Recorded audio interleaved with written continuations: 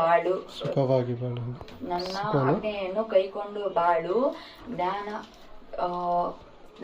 ಅವುಗಳನ್ನು ನಿನ್ನ ಬೆರಳಿಗೆ ಉಂಗುರವಾಗಿ ಇಟ್ಟುಕೋ. ಹೃದಯದ ಹಲಗೆಯ ಮೇಲೆ ಬರೀ. ಜ್ಞಾನವನ್ನು ಅಕ್ಕ ಎಂದು ಹೇಳು, ವಿವೇಕವನ್ನು ಆಪ್ತ ಮಿತ್ರಳು ಎಂದು ಕರೆ. ಅವು ಜಾರಳಿಂದ ಸಿಹಿ ಮಾತನಾಡುವ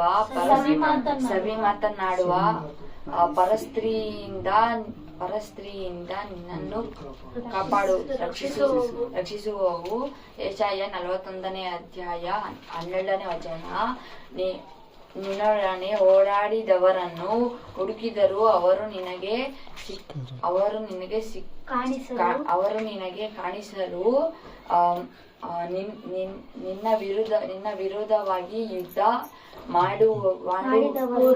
ಮಾಡಿದವರು ಇಲ್ಲದೆ ಹೋಗಿ ನಿರ್ಮೂಲರಾಗುವರು. ನಿರ್ನಾಮವಾಗುವರು. ಭಯಪಡಬೇಡ, ನಾನು ನಿನಗೆ ಸಹಾಯ ಮಾಡುತ್ತೇನೆ ಎಂದು ಹೇಳುವ ನಿನ್ನ ದೇವರಾದ ಯೆಹೋವನೆಂಬ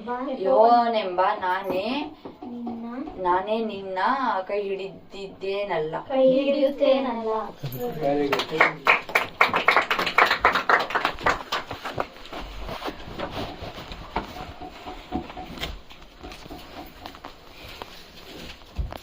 ಪೌಲನು ಬರೆದ ಫಿಲಿಪ್ಪಿಯರು ಬರೆದ ಪತ್ರಿಕೆ 3ನೇ ಅಧ್ಯಾಯ 21ನೇ ವಚನ. ಆತ ಎಲ್ಲವನ್ನು ನಮಗೆ ಅಧೀನ ಮಾಡಿಕೊಳ್ಳಲಾಗುವ ಪರಾಕ್ರಮವನ್ನು ಸಾಧಿಸಿ ದೀನ ಸ್ವಭಾವವುಳ್ಳ ನಮ್ಮ ದೇಹವನ್ನು ರೂಪಾಂತರಪಡಿಸಿ ಪ್ರಭಾವವುಳ್ಳ ತನ್ನ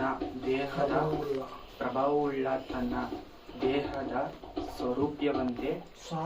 ಸಾರೂಪ್ಯವಂತೆ ಮಾಡುವನು. ಈ ಮಾತಿನ ಅರ್ಥವೇನೆಂದರೆ, ದೇವರು ನಮಗೆ ಎಲ್ಲವನ್ನು ಕೊಟ್ಟಿದ್ದಾರೆ, ಪ್ರತಿಯೊಂದು ಕೊಟ್ಟಿದ್ದಾರೆ. ಆದರೆ ದೇವರಿಗೆ ನಾವು ಏನು ಕೊಡುತ್ತಿಲ್ಲ. ದೇವರು ಕೇಳ್ತಾ ಇದ್ದಾರೆ ವಾಕ್ಯದ ಮುಖಾಂತರ. ನಾವು ಆತನಿಗೆ ಏನೇನು ಆತನು ನಮ್ಮ ಹತ್ರ ಏನೇನು ಕೇಳ್ತಾ ಇದ್ದಾರೋ ಆತ ನಮಗೆ ಕೊಡೋಣ. ಯಾಕೆಂದರೆ ದೇವರು ನಮ್ಗೆ ಎಲ್ಲವನ್ನು ಕೊಟ್ಟಿದ್ದಾರೆ, ಎಲ್ಲವನ್ನು ಮಾಡಿದ್ದಾರೆ.